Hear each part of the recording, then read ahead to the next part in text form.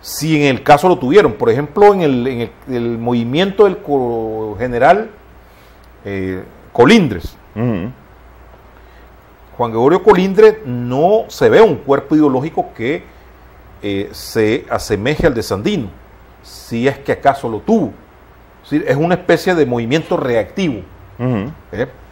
Y posteriormente, ese fue en 1948, él muere en Murra, pues, y no hay condiciones subjetivas para que se pueda, digamos, derrocar la dictadura. Es un movimiento que se da inmediatamente después del golpe de Estado, hay una efervescencia antisomocista, y está el apoyo de Guatemala, viene después la situación de Costa Rica, pero fracasa el movimiento, es decir, no tiene respaldo interno. Igual pasa con el de General Raudales. En el General Raudales hay un esbozo de programa, pero no es un programa de liberación nacional y social, es una especie de acción de hecho contra la dictadura, pero hay dificultades en torno a articular el pensamiento de Sandino. Y son movimientos militares exitosos, pero no tienen respaldo popular, porque volvemos a aquel problema de las condiciones subjetivas. No hay madurez de esas condiciones. La dictadura tiene capacidad de maniobra con Somoza García y después con los hijos y el apoyo además de los Estados Unidos y las oligarquías centroamericanas.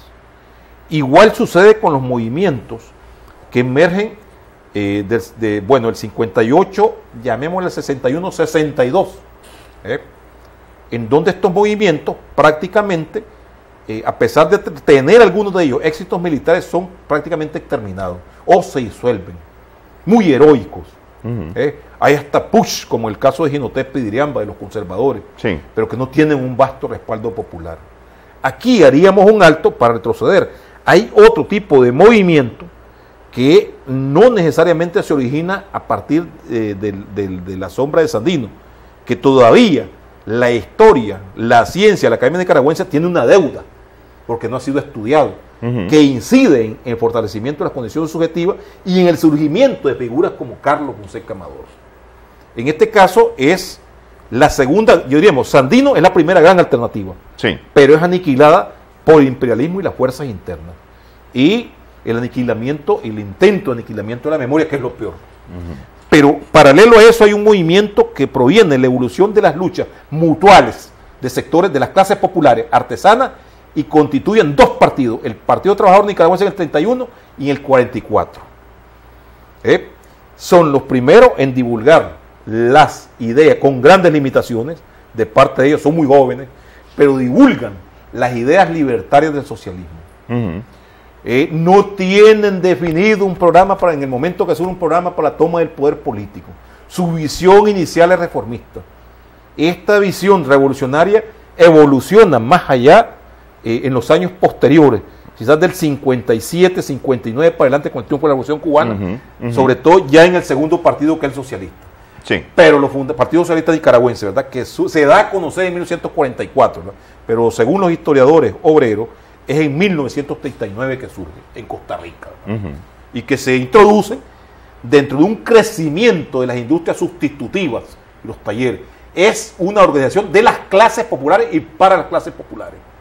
Pero ¿qué es lo más importante, creo yo, en este caso? Porque, bueno, sería que desarrolláramos otro tema.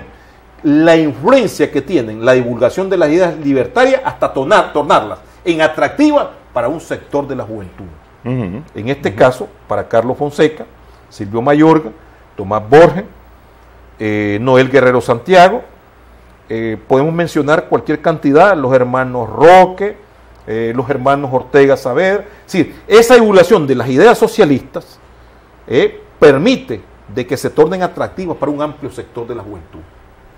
Y se da dentro de este impasse de crecimiento de las luchas sindicales entre el 50 y luchas sociales y comunales, en las cuales juega un papel muy importante Carlos Fonseca. Es una parte muy desconocida. Por regular se habla de su viaje a la Unión Soviética, pero es la lucha de la Liga de Inquilinos, la huelga de los zapateros, la huelga, los movimientos estudiantiles.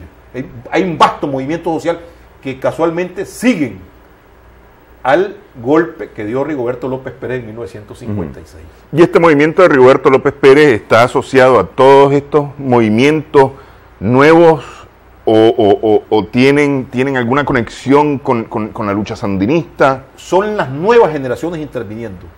Nuevas generaciones ya, digamos, juvenil, es decir, son los sectores juveniles de esa época que reaccionan de una forma más efectiva. Por ejemplo, ahí hay militantes del Partido Liberal Independiente, pero son jóvenes. Tienen distancia de la dirección de este partido y deciden actuar. ¿Son esfuerzos aislados? No son ahí. Sí, son acciones de círculos cerrados, pero que es diferente. ¿Por qué no pensar en ello también el mismo ejército de Somoza? Sí.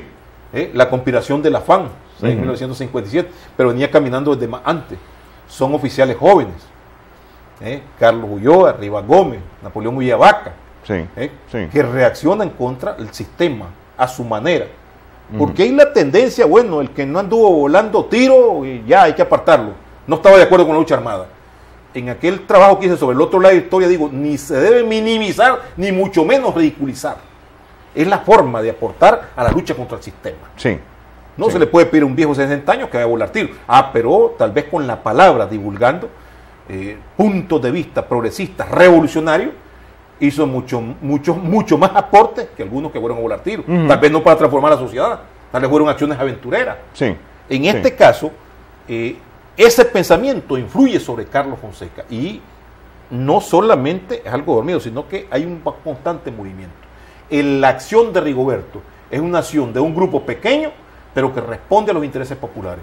Y contradictoriamente a lo que se dice, a lo que dicen algunos narradores que tienen una opción, diría, muy moderada, conservadora, no sé cómo llamarlo, que dice que el golpe de Rigoberto lo que hizo fue fortalecer la dictadura. No, la debilitó. Porque dejó de ser infalible. Se demuestra que la dictadura no es invulnerable, que es vulnerable, que le entran los tiros, por ejemplo. Y es con una acción directa que se va a votar a la dictadura. Lo que sí no es un movimiento de masa, pero no habían condiciones para ese movimiento de masa. Tampoco esa acción permitía un movimiento de masas, pues. Evidentemente. La dictadura era fuerte y apoyada por el imperialismo. Y se establecen los hijos. Pero hay alguien que decía, referente, analizando este mismo tema, de que no hubiera sido lo mismo la dictadura con la habilidad política que tenía el viejo Somoza con la falta de habilidad política que mostraron los hijos. El viejo hacía tanto uso de la fuerza como también uso de la habilidad, de una astucia increíble. Cuando le dijo a Leonardo Güello, no hombre, dame más tiempo. Y el que se fue Leonardo Argüello en 1947. Entonces, eso de darme más tiempo le permitió a él maniobrar. No nos imaginemos a Somoza, pues prácticamente, recordemos que no era para siempre tampoco. Viviendo unos años más tarde. Y además que no era un peoncito. Es decir, estaba ahí porque realmente valía la pena. 20 años en el poder.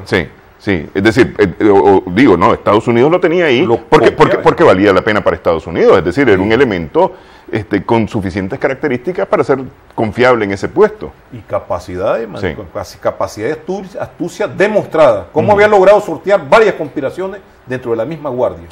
Posición. Cómo había logrado dar 2 golpes de Estado y continuar todavía hasta siendo popular. Eso no se puede negar que Somoza García era un hijo de P, como decía, pero es nuestro de jefe, hijo de P, pero agregaría yo, era un buen hijo de P en eso. Era un hombre que se comunicaba con los sectores populares, con una habilidad demagógica increíble, que ya no la tuvieron los hijos. Parece que Luis trató de hacer una imitación, el segundo Somoza, pero no pudo. Y vimos el caso del otro, pues, que demostró poca habilidad política. Pero es que lo que pasa es que me parece que ahí la habilidad del padre se dividió en 2. Por un lado quedó Anastasio con la habilidad militar y quedó Luis con la habilidad política. Y ellos no se lograron combinar al final. Entonces yo diría que el Rigoberto da una especie como de aldabonazo. Aquí está. Y esto continúa. Y a sabiendas de que se iba a sacrificar. Entonces ahí volvamos nuevamente a ese grupo de jóvenes que han sido influidos por las ideas socialistas. Y desde una perspectiva dialéctica conciben que hay que crear una nueva organización.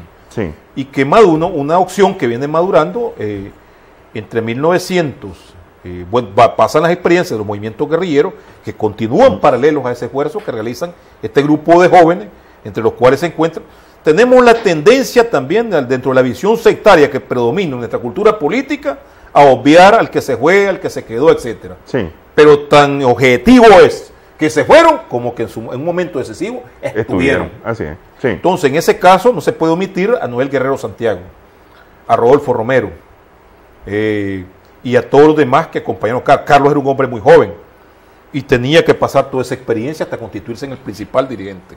Ya a partir de 1900, de la experiencia reactiva Bocay. Sí. Porque esa experiencia reactiva Bocay la encabeza todavía Noel Guerrero Santiago. Entonces, este proceso y también el mismo frente viene madurando. Y está Olami Mollejones también. Hay toda una serie, Chaparral y Olami Mollejones, que son sí. paralelos.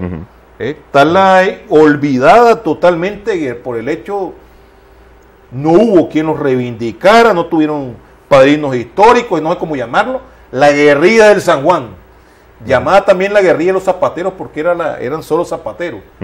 En abril de 1971 que fueron aniquilados todos, casi todos, sobrevivieron muy pocos. Los campesinos, los que estaban cerca, fueron aniquilados por la Guardia, que creo que este es uno de los últimos movimientos, porque el otro, según la descripción que hizo la formación del frente, de estos movimientos armados que estamos hablando, Olama, Julio Alonso, Charles Harlan,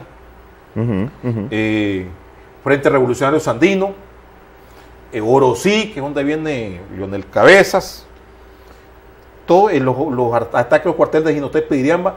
Yo recuerdo que se hablaba de 23 movimientos, hablando entre complot y acciones guerrilleras y algunas acciones urbanas, pero que carecían de una dirección político-militar.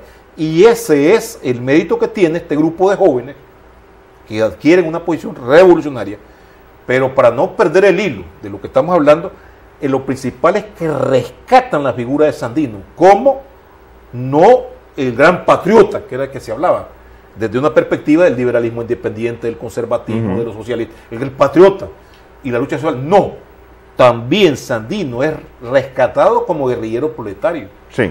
O sea, como un hombre que también tiene enarbolado un proyecto social para Nicaragua. Y un proyecto no solo de liberación nacional, sino un proyecto social que está dentro de los cánones del socialismo, que es una perspectiva que asimila este grupo de jóvenes y funda el Frente Sandinista de Liberación Nacional, que empieza a definirse como tal a partir de, algunos dicen 63, otros dicen 64. Hay toda una serie de problemas en la fecha, pero que pueden, en términos de ponerle atención a rescatar con objetividad eso, se puede prácticamente establecer exactamente cuándo se comienza a llamar así. Pero ese movimiento, que le llamamos sandinismo en la segunda etapa, es el que posteriormente tiene el mérito de encabezar la lucha contra la dictadura. Sí. Y va paralelo a otras luchas políticas y también sociales que van a confluir prácticamente en las insurrecciones que permiten la derrota de la dictadura, la de 1978 y 79. Ok, vamos a la pausa. Vamos a la pausa, regresamos, estamos conversando con el doctor Rafael Casanova. En Nicaragua, en Extra Plus, estamos conversando con el doctor Rafael Casanova. Esta lucha o esta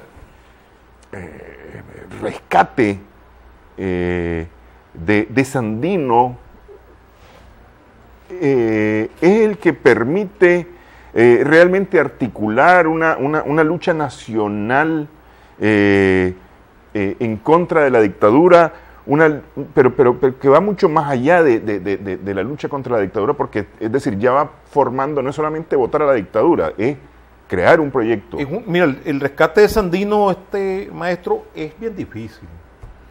En el mismo movimiento guerrillero que se dieron, que mencionamos entre el 58 y 62, hay movimientos que no rescatan a Sandino.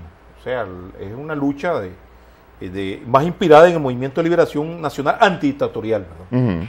Esto camina paralelo con los movimientos sociales, hay movimientos urbanos. Sí. Y recordemos que estos movimientos en un momento determinado son más urbanos que rurales, aunque actúan en el campo, ¿verdad? Pero son sectores de la clase media urbana y se involucran. Algo excepcional es lo de Chalejá. Fue la primera guerrilla donde la base social fundamentalmente es campesina. Y además él no es de origen campesino. Los campesinos van siguiendo a su patrón, ¿verdad? Sí. Como actor social, digamos, el elemento fundamental son las capas medias, el movimiento guerrillero. Pero hay unos movimientos que recortar, además del de Raudales, que es, yo diría, una especie de eslabón directo entre el sandino y los nuevos movimientos desestablecidos. Bueno, ahí están los generales sandinistas. Ahí está Sandino presente físicamente, aunque no tengan un programa similar al de Sandino. Sí. Pero está el movimiento de Díaz y Sotelo, que habla de rescatar la figura de Sandino, y el movimiento revolucionario sandino.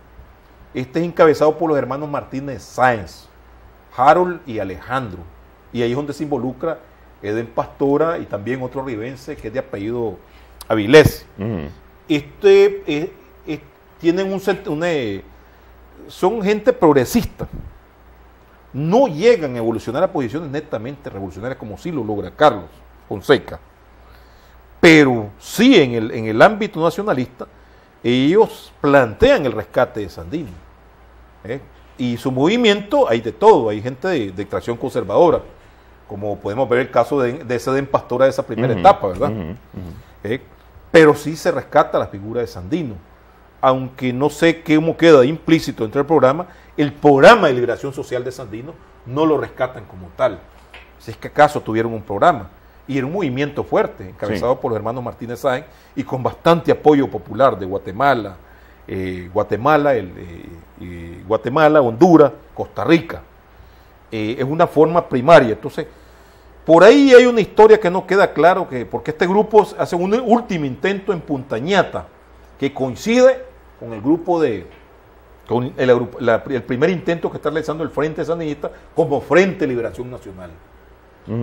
Eso de la S, que habla de Eden Pastora, colocarle la S, eso no está comprobado, con mucho respeto que se merezca Eden, ¿verdad? Y mis saludos para él, ¿verdad? Pero no está comprobado en términos de documentales. Lo cual sí rescata, ya lo impone Carlos Fonseca, que realiza un estudio, sobre todo el 59 para allá, profundiza en el estudio de Sandino, y rescata el elemento social y el elemento de liberación nacional, y habla de rescatarlo. Y esto fue dentro del marco de una situación adversa contra la dictadura y contra sectores que no consideraban a Sandino como revolucionario social, sino como revolucionario antiimperialista. O sea, un guerrillero nacionalista. Ese es el argumento que utiliza Guerrero. Ahora que no planteó un programa social como Zapata. ¿Es tan tardía este encuentro de Carlos Fonseca con Sandino? Es decir, tardío digo en el 59, no fue un